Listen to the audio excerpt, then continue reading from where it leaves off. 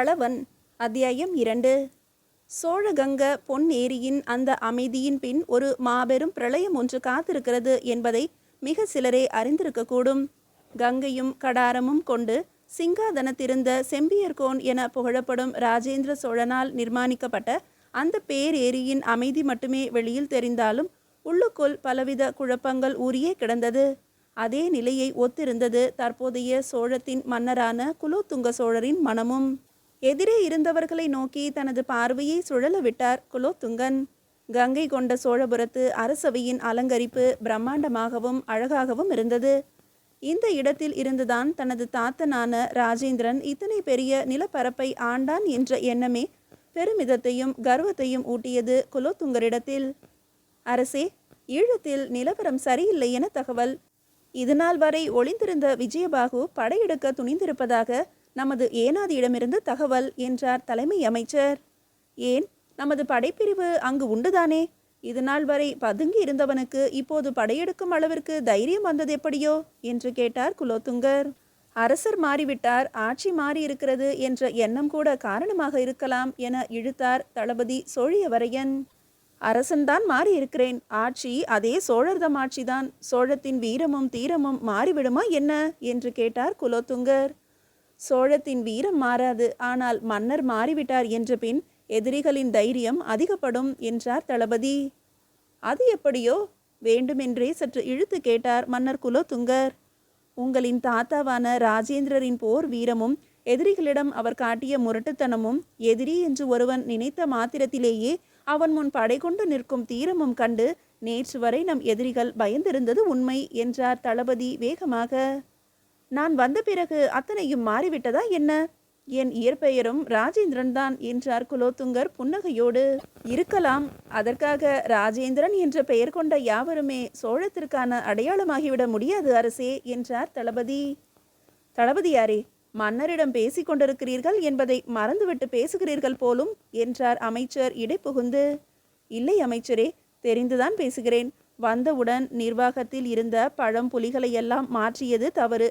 முக்கியமாக எனது கட்டுப்பாட்டில் இருந்த படை தளபதிகளை இடமாற்றியதும் புதியதாக சிலரை கொண்டு வந்ததும் தவறு.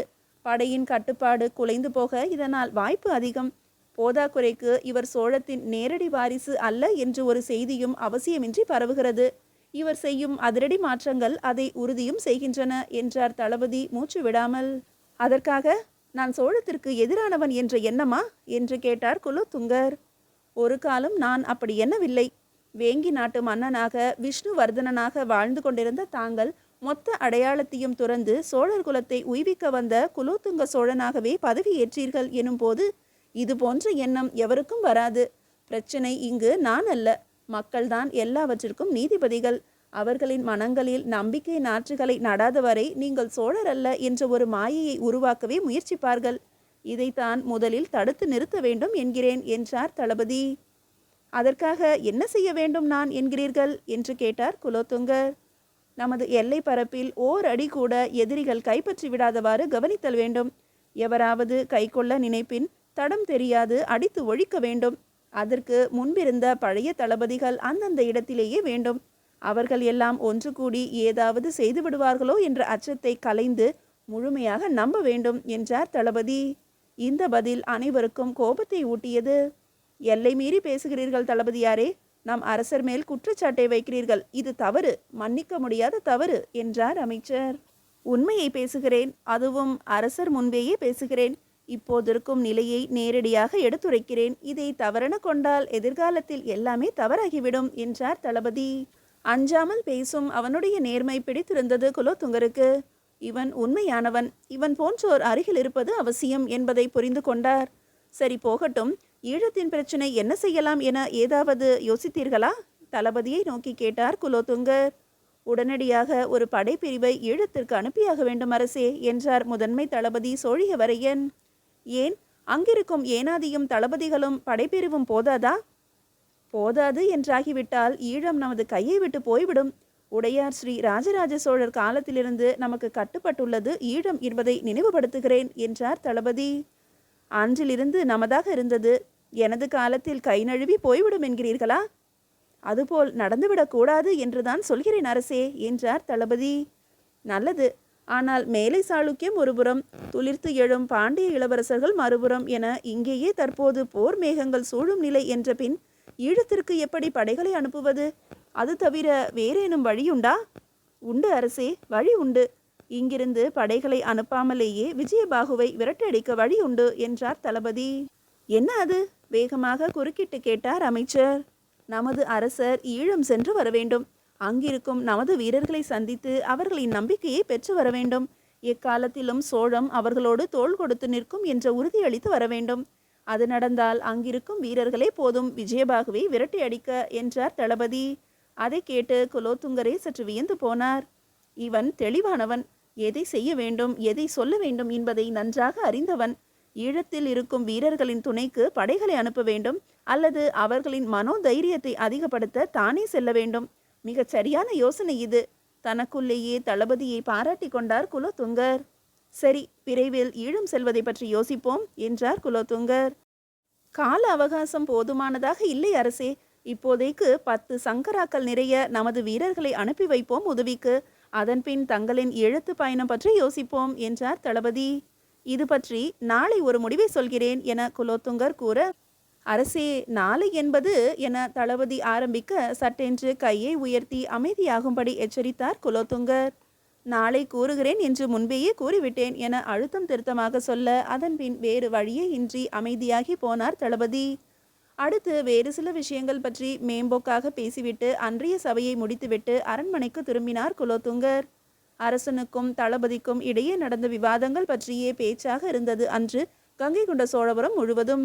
அரசவையை விட்டு வெளியேறிய தளபதி சோழியவரையன் படை வீரர்களையும் உப தளபதிகளையும் சந்திக்க நினைத்திருந்தார்.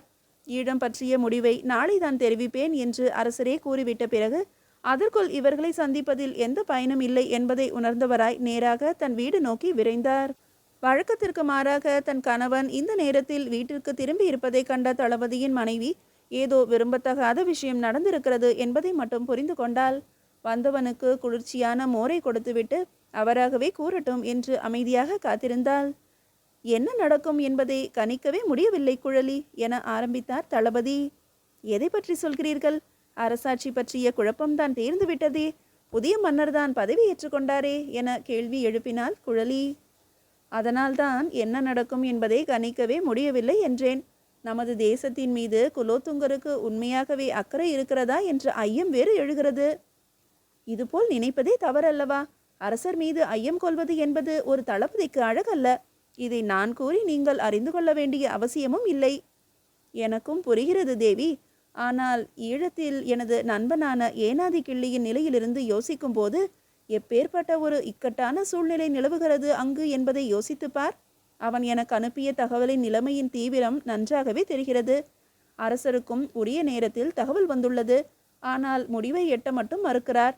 நாளை யோசித்து கூறுவாராம். யோசிக்கும் அளவிற்கு ஏதும் இல்லை இதில் என்பதை விளங்கிக் கொள்ளவும் மறுக்கிறார். மன்னிக்கவும், ஈழத்தில் கிள்ளி அண்ணன் தங்கள் நண்பர் என்பதால் அவருடைய வேதனையும் வரப்போகும் இன்னல்களும் தங்களை அதிகம் உணர்ச்சி வயப்பட வைக்கிறது. ஆனால் அரசருக்கு அப்படி அல்லவே. அவரிடம் இருக்கும் பல தளபதிகளுள் கிள்ளி அண்ணனும் ஒருவர், அவ்வளவுதான் என்றாள் குழலி. இருக்கலாம். ஆனால் ஈழம் நம் கைவிட்டு போய்விடுமே என்ற பதட்டமோ கவலையோ காணப்படவில்லையே அவரிடத்தில் வேகமாக கேட்டார் தளபதி. அது அவரது பிரச்சனை. சோழ தேசத்து மன்னரின் பிரச்சனை. ஈழம் வேண்டுமா வேண்டாமா என்பதை முடிவு செய்யும் உரிமை அவரிடம் மட்டுமே உள்ளது. இதற்காக நீங்கள் பரிதவிப்பது முறையாகாது என்றாள் குழலி. என்ன தவறு? ஈழம் மட்டுமல்ல, சோழ தேசத்தின் இன்றைய பரந்த நிலப்பரப்பை கைப்பற்ற என் போன்ற எத்தனையோ வீரர்கள் உயிர் தியாகம் செய்துள்ளார்கள். குறிப்பாக ஈழத்தை கைக்கொள்ள நடந்த போர்கள் ஏராளம். இப்போது மிக எளிதாக கை நழுவி போய்விடும் எனில் என் போன்ற தளபதிக்கு அதை பார்த்து கொண்டிருப்பதுதான் அழகா? இம்முறை வார்த்தைகளில் கோபம் தெரிந்தது. நியாயம்தான். ஆனால் அரசரின் முடிவு என்னவென்று அறியாமலேயே இப்படி அவசரப்படுவதும் தவறல்லவா? அத்தனை எளிதாக ஈழத்தை அரசரும் விட்டுவிடுவாரா என்ன?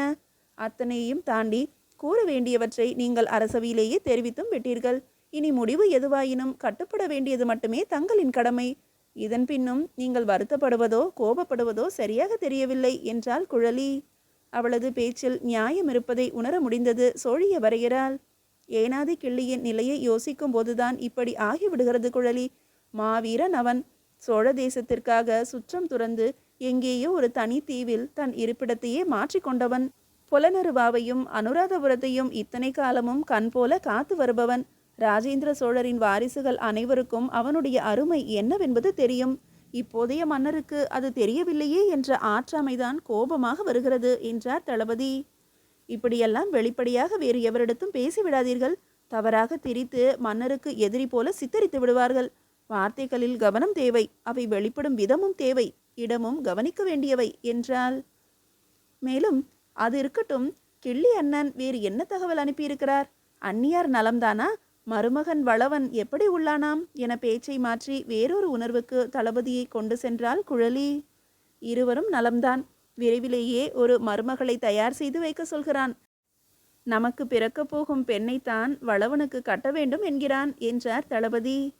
அதற்கான கொடுப்பினைதான் இன்னும் எனக்கு கிட்டவில்லையே என கூறிய குழலி தன்னையும் மறந்து கண் கலங்கினாள். மனமாகி 4 வருடங்கள் ஓடியும் இன்னும் கருத்தரிக்கவில்லை அவளுக்குள். ஒரு சிலருக்கு தாமதமாகத்தான் உண்டாகுமாம் தேவி. நம் இருவருக்குமே உடல் சூடு சற்று அதிகம் என்பதாலும் தாமதப்படலாம் என்கிறார் வைத்தியர். நமது ஜோதிடர் மட்டும் உறுதியாக கூறிவிட்டார், இந்த வருடம் நீ தாயாவதை எவராலும் தடுக்கவே முடியாது என்று. உனக்கான கிரக கோளாறுகள் முற்றிலும் நீங்கிவிட்டதாம். அதனால் இனி அதற்கான வேலைகளை மட்டும் விரிவாக தொடங்கினால் போதும் என்று தளபதி கூற, என்ன வேலை தொடங்க வேண்டுமாம் என சட்டென்று கேட்ட குழலி அது என்ன என்பதன் பொருள் புரிய வர தலை குனிந்து நாணம் கொண்டாள். அவள் முகத்தில் பரவிய வெட்க சிவப்பு தளபதியை அவள் அருகே இழுத்து அணைக்க வைத்தது. பெண்களின் இயல்பே இப்படித்தான். நாணத்தில் கவிழ்வதும் காமத்தில் முகிழ்வதும் தாய்மையில் நெகிழ்வதும் பெண்களின் சிறப்பு இயல்புகள். அதிலும் சோழ தேசத்து பெண்கள் மேற்சொன்ன மூன்றிலுமே தனித்தன்மை வாய்ந்தவர்கள். மெல்ல ஒரு ஊடல் விளையாட்டு அரங்கேற ஆரம்பித்தது அங்கு. அந்த களம் நிதானமாக தனது பிரயாணத்தை தொடங்கியது. எதிரே இருந்த மணற்பாறையை மெதுவாக முட்டி மோதி நெகிழ வைத்தது. வழி கிடைத்ததும் பிளவிற்கு இடையில் பயணிக்க ஆரம்பித்தது. முன்னும் பின்னும் அசைந்து அசைந்து முன்னேறியது. பாறையோ முற்றிலுமாக இளகி தூளாக உள் நுழைந்த நீரானது முற்றிலுமாக நிறைத்தது. பூ ஒன்று பூப்பதற்கான அடையாளம் காட்ட ஆரம்பித்தது குழலியின் வயிற்றில். மீதியை அடுத்த அத்தியாயத்தில் காணலாம்.